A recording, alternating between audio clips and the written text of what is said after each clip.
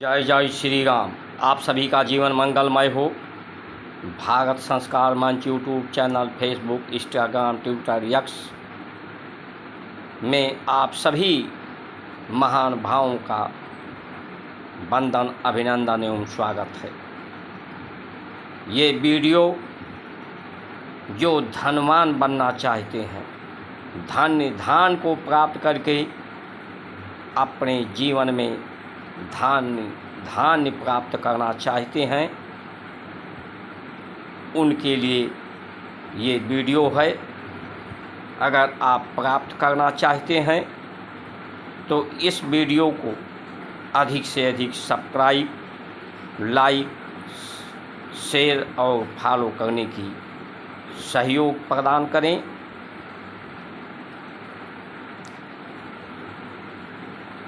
धन जो भारतीय परंपराओं, संस्कार, संस्कृति, सनातन धर्म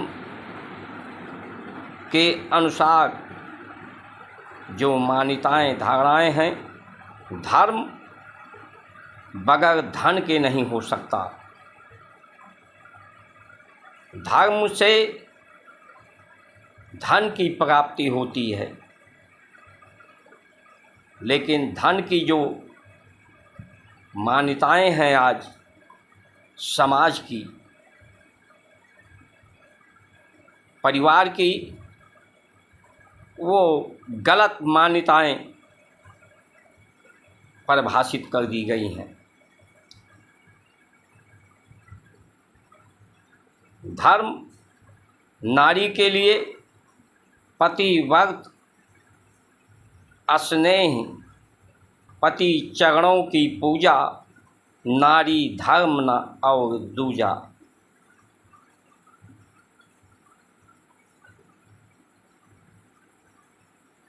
जहाँ बसे वहाँ सुंदर देशु, जो प्रतिपाले वही नरेशु।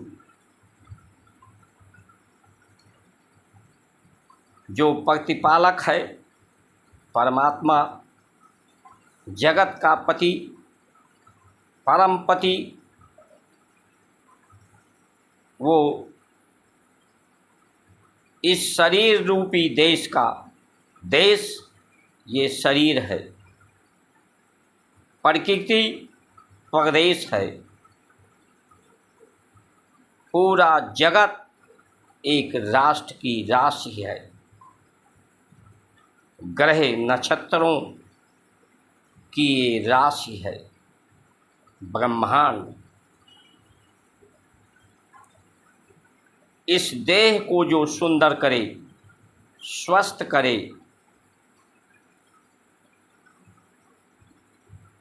वही नरेशु है, वही नरेश है, वही बहादुर है।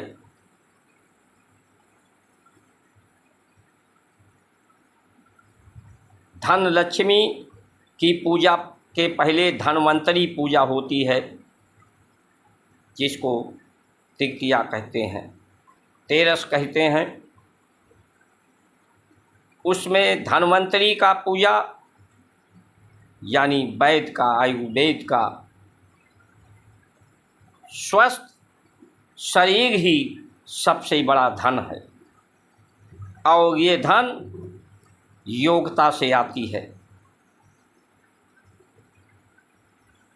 गाज धन, बाज धन, रतन धन की खान, जब आई संतोष धन, तो सब धन धूल समान।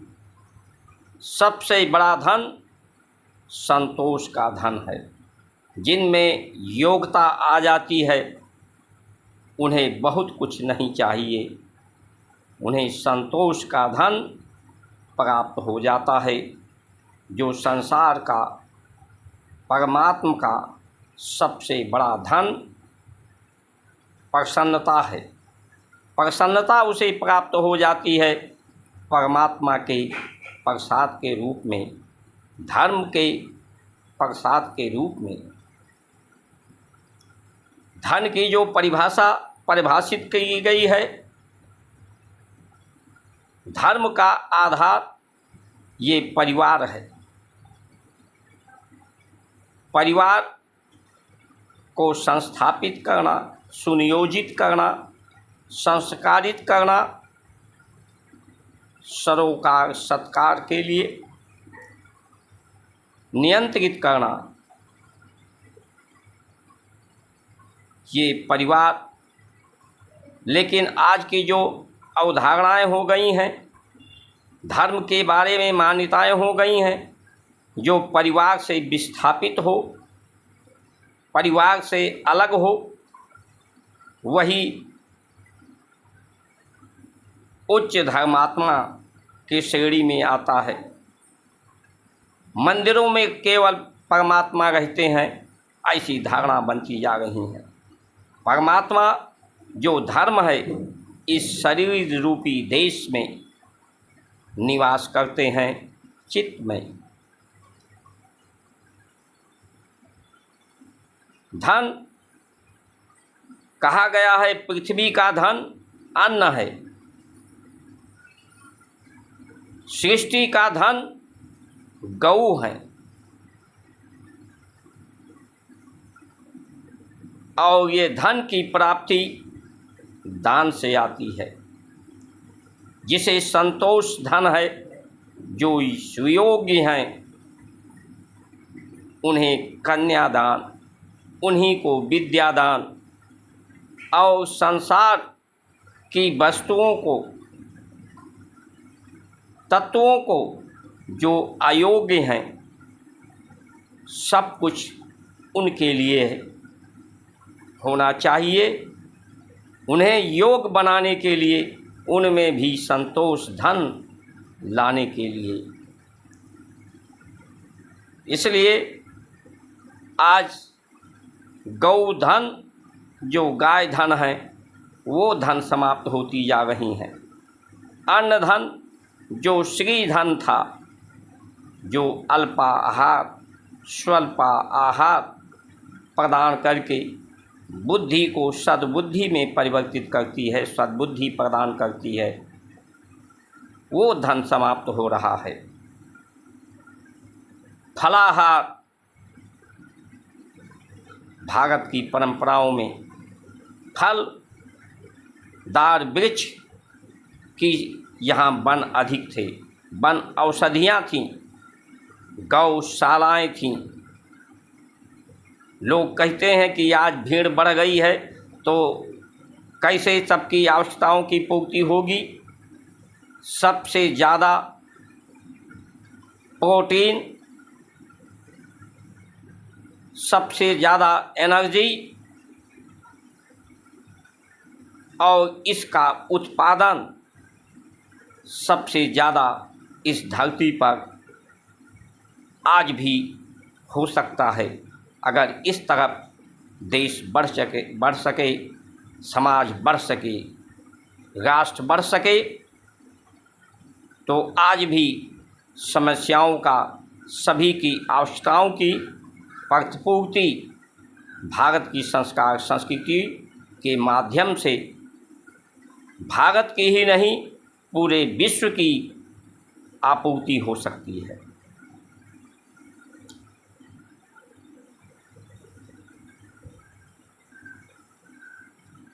आय बढ़ाना किसी के बस में नहीं है।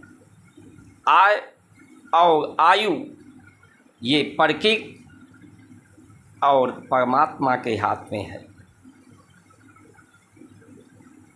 लेकिन संतोष का धन, व्यय को कम करना मनुष्य के हाथ में है।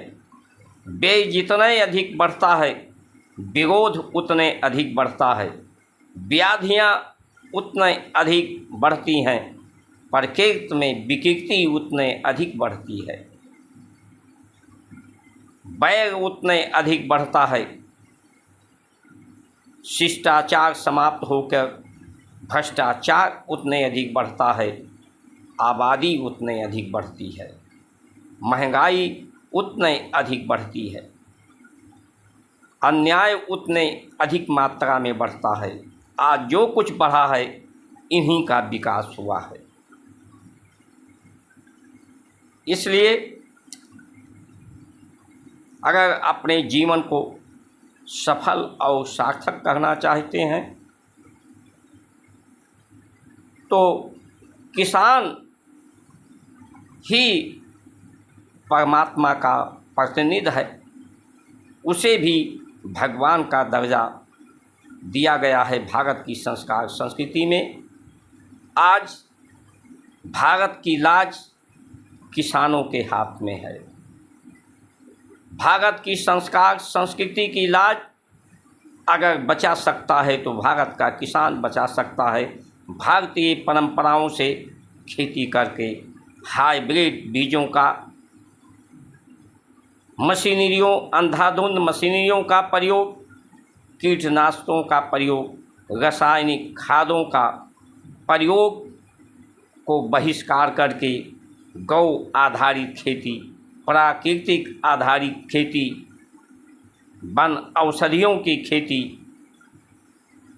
वनों की खेती, पेड़ अधिक से अधिक लगा करके, फलदार वृक्ष अधिक से अधिक लगाकर, गौ का पालन अधिक से अधिक करके ही किसान समृद्ध हो सकता है, समृद्धशाली हो सकता है, सौभाग्यशाली हो सकता है। इसीलिए किसान भाइयों, आज देश की लाज, भारत की संस्कार संस्कृति की लाज तुम्हारे हाथों में है। तुम्हें इस देश को, इस समाज को बचा सकते हो। किसी के बहकावे में मत आओ। जो आय बढ़ाने की बात कर रहे हैं उनके बहकावे में मत आओ। अपने को प्रसन्न रखने के लिए ऐसा विचार और ऐसा काज करो कि लोग तुम्हें भी पसंद करें, तुम्हारे कार्यों को से लोगों का शुभ हो, कल्याण हो, उनका स्वस्थ चित्त हो, स्वस्थ शरीर हो।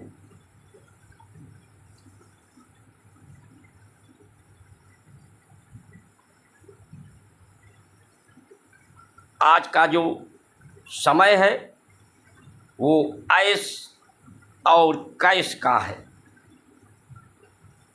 और जिनके जीवन में ऐश और कैश के तरफ जो बढ़ रहे हैं उनके जीवन में जीवन ही उनका क्रैश हो जाता है। उनका जीवन क्रैश होना निश्चित है। धर्म जितने भी सद्ग्रंथ हैं, चाहे रामचरितमानस से जो सभी वेदों का सार है, सभी ग्रंथों का रस है, 6 ग्रंथों का रस निगम का सार है, वो गीता और रामचरितमानस। उसमें परिवार को ही संस्थापित करने की बात कही गई है, परिवार को ही सुनियोजित करने की बात प्रेरणा दी गई है, परिवार को ही एक साथ रहने की, सत्कार, आदर, बुद्धि को नमन करने की बात कही गई है। बुद्धिमताम यानी बुद्धि को नमन करो, न्यून करो। लेकिन आज की जो अवस्थाएं हैं बुद्धि को नमन करने की नहीं, बुद्धि को सीमा से बाहर, सीमाएं तोड़ रहे हैं लोग, देश की सीमाएं तोड़ने के लिए आतुर हैं। जो आयु और शरीर की जो क्षमता है इस सीमा से बाहर जाना चाहते हैं। बुद्धि विसंगति पैदा करती है, द्रोह पैदा करती है। जब जब बुद्धि बढ़ी है, बुद्धिमान लोग बढ़े हैं, तब तक विसंगतियां हुई हैं, पारिवारिक न्याय, सामाजिक न्याय, राष्ट्रीय न्याय विखंडित हुई है और साम्राज्यवाद, व्यक्तिवाद पैदा हुई है,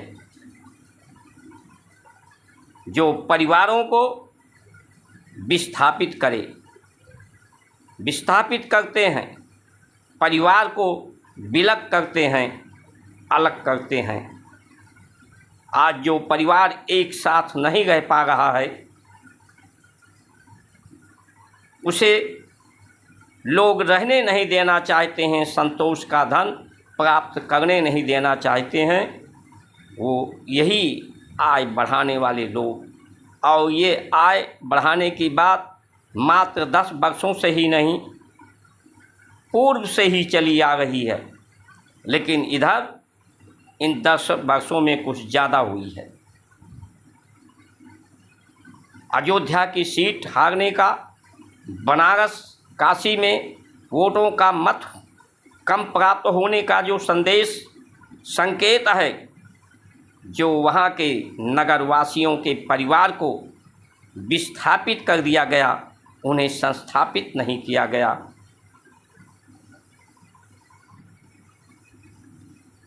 मंदिर दिव्य हैं,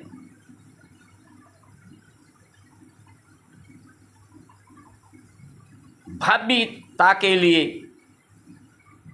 मंदिर में भव्यता नहीं होती, दिव्यता होती है, लेकिन भव्यता के लिए परिवारों को विस्थापित किया गया। यही कारण है कि धर्म का वास्तविक मूल और धन का वास्तविक मूल ना समझ पाने के कारण आज धर्म अधर्म में अटक गया है। धर्म के लिए गौधन, अन्न धन, श्री अन्न और विद्याधन, विद्याधन जो दान से प्राप्त होता है वही विद्याधन। इसीलिए सर्वोत्तम दान विद्या का दान है, गौ का दान है और अन्न दान है। वो भी श्रेष्ठ को, जो श्रेष्ठता का वर्णन करते हैं। इसलिए आइए हम सब लोग मिलकर भारत की परंपराओं में धनवान बने, धन निधान सबको प्राप्त हो, शरीर का धन ये स्वस्थता है, प्रसन्नता है, संतुष्ट हों, अपूर्ण जीवन को पूर्ण करें। इन्हीं वचनों के साथ आप सभी का सुमंगल कामना करते हुए जय जय श्री राम।